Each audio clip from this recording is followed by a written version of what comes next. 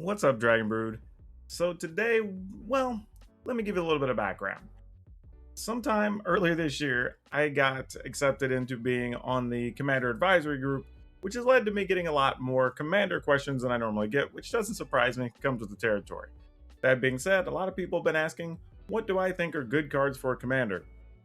Which is amusing because it's like being on the CAG magically makes me a Commander expert, which it really doesn't, but hey, I'm here to provide you the questions or the answers to the questions that you ask.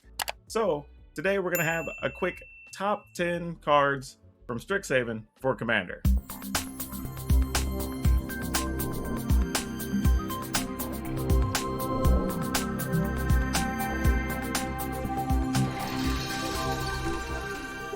Okay, before we get too deep into this, let me say that this isn't a definitive top 10 list. This is just the 10 cards I find most interesting for a Commander. But before we get into that list, I'm going to go ahead and give you a couple of honorable mentions. So the first one is Solve the Equation. And Solve the Equation is actually pretty good in the sense that it's a sorcery for 3 mana, but it lets you search your library for an instant or a sorcery and put it into your hand. You know how many powerful things there are you can go get in Commander that are instants and sorceries? It's like just another tutor in blue. Awesome. Not much else to say about this one. Now, this one's a little bit different. When you're talking about Valentin, Dean of the Vein, and Lisette, Dean of the Root. And looking at this card, you've got a 1/1 for 1, which is something that doesn't get played that much in Commander. So it's not something you really expect to see. However, it does have Menace. It does have Lifelink. So you're going to get a few damage in early most likely and get your life total up. Maybe if you have other ways to pump it, that's a bonus. However, as the game goes on, you could pay 2 mana every time one of your opponent's creatures dies to get you a 1/1 pest token that, when it dies, gets you an extra life. Now, this is good if you're playing a deck that needs sacrifice fodder, or maybe even a way just to go wide and get big bonuses. Either way, this card fits into both of those strategies. And on the backside, with the set being a 4 mana 4/4, well, that's fine on its own, but then every time you gain life, you just pay 1 and you get to pump your team. So it's just like bonus action late in the game if you get that. But I think most of the time you're just going to be playing this for Valentin more than anything. And then this last honorable mention missed my list by just a little bit, but Hoffrey Ghost Mage. And this is actually pretty cool. It's a 5 mana 4/5. All your spirits get +1/+1, have trample and haste, which is awesome. But whenever a creature dies, so even if you're not playing spirits, your creature goes to the graveyard, it gets temporarily exiled. You make a token. That's a 3/2 spirit token. Or actually, no, you make a copy of that spell that actually is a spirit. There we go. Got it right. Man, so many words on these new cards. But that basically means every time you get a copy of your thing, it actually has +1/+1, haste, and trample, which is awesome. But if you have ETB triggers, that's actually really big. So you get to basically have these things trigger multiple times with this in play, and you get to attack with it if maybe you have some way to sacrifice with it or whatever, and you get damage in right then. Or if they have tap abilities, you could reuse them. Like lots of cool stuff going on. Now, how likely am I to play this card all the time? I don't know. I have a Rift deck, which actually could probably support this, but we'll have to see. But it is a damn good card, and I would not be surprised if this is on most people's top 10 list. Now, this one I'm sure people are going to hate on me for even having it in my top 10, but it's Ecological Appreciation. X2 green, search your library and graveyard for up to 4 cards with different names that have a mana value X or less and reveal them. An opponent chooses 2, you shuffle those in, put the other 2 onto the battlefield. Now, there's some things about this card I really like. First off, it does take a lot of mana, totally understandable. But even if you spend, let's say, 5, 8 mana, finding 4 things that are 5 mana in your deck's not that bad. The other thing I think people overlooked is that you can both search your library and your graveyard. So even things that died that you want to get back, like, I don't know, Eternal Witness and cards like that, totally reasonable. So you can get multiple creatures or multiple cards back into your hand. Nothing wrong with that at all. But I think the reason people dislike it is that they're looking for some big combo you can get with some combination of 4 creatures or whatever. That's not how I play Commander. I play big casual fun things, whatever. So I'm just going to get 4 big beasties that maybe all have ETB triggers or something or whatever. And then you pick the 2 you get to deal with. I'm fine with that for that amount of mana. All right, coming in at number 9. I almost didn't know how to make number 9. Wandering Archaic. Now, this card's really cool. It's a 5 mana 4/4, so not great, but it is colorless, so that's awesome. Creature type Avatar, which is weird, but that's fine. And then whenever an opponent casts an instant or sorcery spell, they may pay 2. If they don't, you get a copy, choose new targets for the copy. Now, I do like that there's some gamesmanship here. It may even be a situation where maybe they go to kill something. They're like, hey, if I don't pay this, will you kill something else? And then, like, cool, that's a thing you could do. Also, the possibility if you're playing some type of deck that taxes your opponents regularly, that could also keep them from wanting to pay for this because they need to pay for other things. So that's a thing that you can do. I mean, there's lots of things this deck, and actually, more importantly, there's lots of decks that this card fits in, which I think people haven't really considered. Now, are you going to get to copy it all that often? Not really. There's going to be late stages of the game. Your opponents are just going to basically have every spell say, also pay 2, right? You're not going to get the thing you want when you want it. That's okay, but I think it's going to hit enough times through probably the first 8 or 9 turns when you get it that it's probably going to be worth it. Number 8 on my list is Baleful Mastery. And people are probably saying, like, why is this on this? But truthfully, like, I think this card is good in every format, including Commander. And here's the thing I like about it. Like, it's going to exile things, which is huge because there's a lot of things Commander that want stuff in the graveyard, want to bounce stuff back to your hand, do all this other stuff. So sometimes just wiping a card out so you don't have to deal with it again is awesome. And it also does the same thing to Planeswalkers. And it does it at instant speed. But more importantly, it does have just a little bit of that diplomacy knob turned up. So that way you can decide who gets a card. Because it actually doesn't say the card or the owner of the target gets to draw a card. This is just if you do it for 2, somebody else gets to draw a card. This could be very helpful in a lot of situations. Maybe you have somebody else that is looking for a card to try to hit an answer to help the table out of a lurch. Or maybe you just don't care because you might be about to kill that person anyway. Maybe you do want that person to have some cards. You want to help build an ally, right? So I like that being available in a game of Commander, and you just get that on top of a really good removal card. Coming in at number 7 is another black card here is Auric Loremage. It's a 2 colorless black 3/3. Search your library. Well, tap it. Search your library. Put it for a card. Put the card into your graveyard. Then shuffle. If it's an instant or sorcery, you get to put a +1/+1 on Auric Loremage. Now, let's be honest. The +1/+1, meh, unless you're getting something with, like, I don't know, one of the graveyard abilities to recast it, it's not great. You're not really going to be getting the counter all that often. But you could just be tossing creatures in the yard to reanimate, or set up some of your other cards, need to remove things from the yard to get a bonus.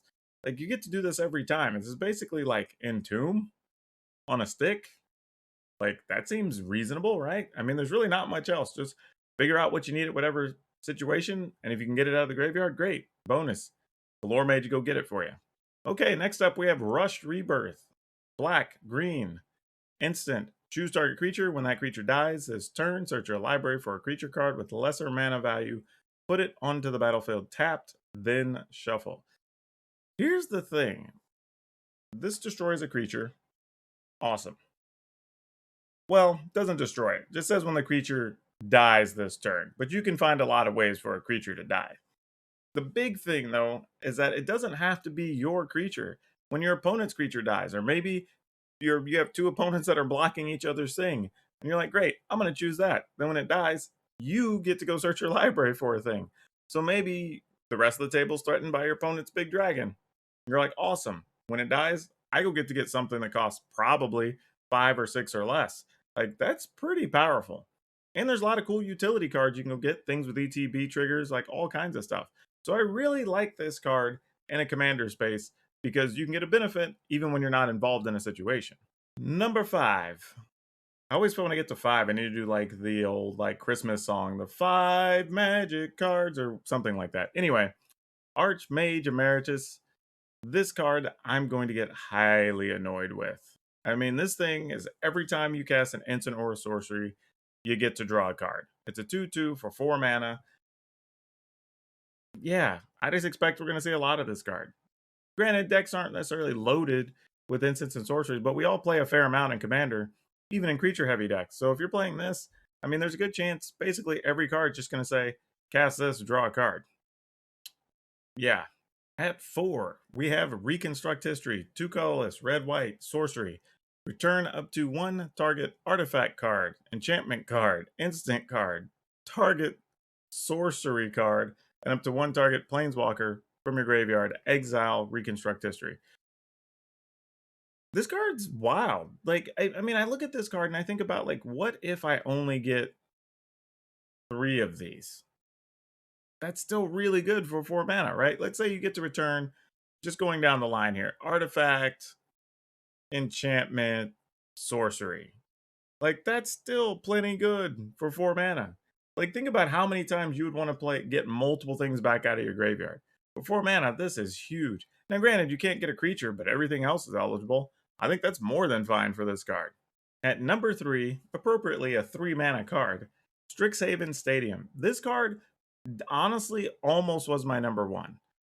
And I know it sounds a little nuts because I think people get caught up on the whole, like, when you deal combat damage, put counters on it. When you take damage, take counters off. But here's the thing.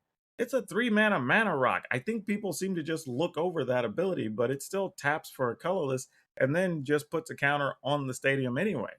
Like, you're already going to play mana rocks. Why not just play one that has an upside? Like, if you're playing anything that, like, taps for a color or taps for a colorless, like, you could just as well substitute this, take that gamble on it being colorless mana, and then you have a huge amount of upside.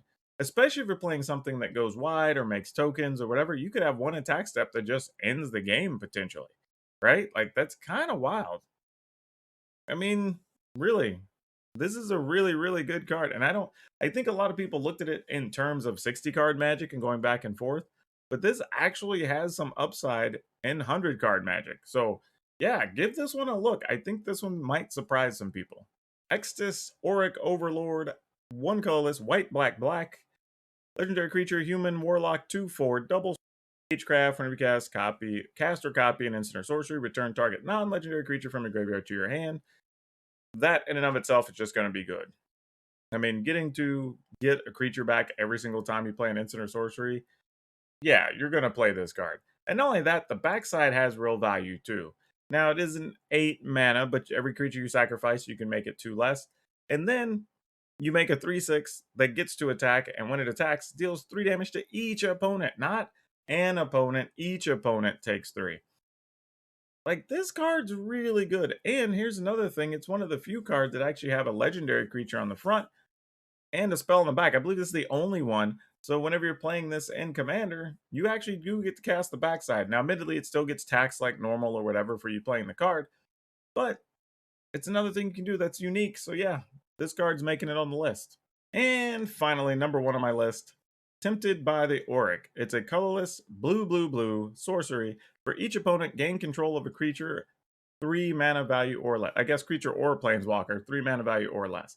Now, here's the thing. I don't know if this card's going to be like that prominent in form, but I think it very well could be. And I started thinking about this, like, if this were to happen on, say, before turn, let's say 6 or before, like, getting to take 3 things from your opponent and leaving you with probably 5 or 6 things and all those creatures, you're almost forcing your opponent to have a board sweeper or something that early in the game. And that's if those cards don't already have abilities you can use. Like, this card's going to annoy the crap out of me. I didn't put it here because I play blue. Putting it here because I don't want to play against it. It still makes it good enough to make the list. And that's it. That's my top 10. These are my top 10 cards I enjoy or expect to see in Commander. Let me know down in the comments below what type of card you are looking at from this set, or what you're excited about, or which of my cards you think are absolutely terrible picks. Because I'm sure some of you are going to tell me I'm awful at this. But that's okay, because honestly, some of these will hit, some of these won't, and I'm not all that worried about it. I think it's just fun to talk about Commander cards sometimes. If you haven't, please remember to like this video, hit the subscribe button, hit that notification bell, because that helps me out, lets me know you appreciate this, and lets you be notified every time I have a video up. And that's all I have for you for now. We'll see you next time.